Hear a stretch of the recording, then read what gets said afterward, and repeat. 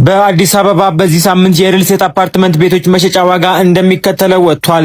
አዳዲስ ሳይቶች ለሽያጭ ስለወጡ በመጨረሻም ዝቅተኛ ዋጋ ያለውንና በአነስተኛ ቅድመ ክፍያ የምትገዙትን እንጠቁማችኋለን።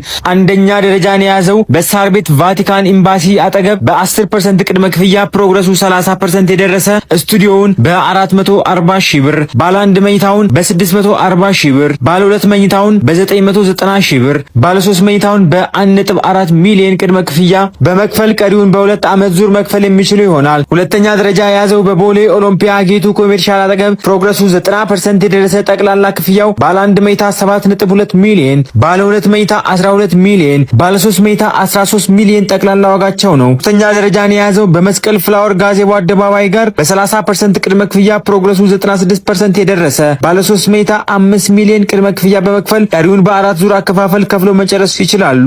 ለተጨማሪ መረጃ ከስር ባለው ስልክ ይደውሉ። ይህን አካውንት ፎሎ ማድረግ እንዳይረሱ። እናመሰግናለን።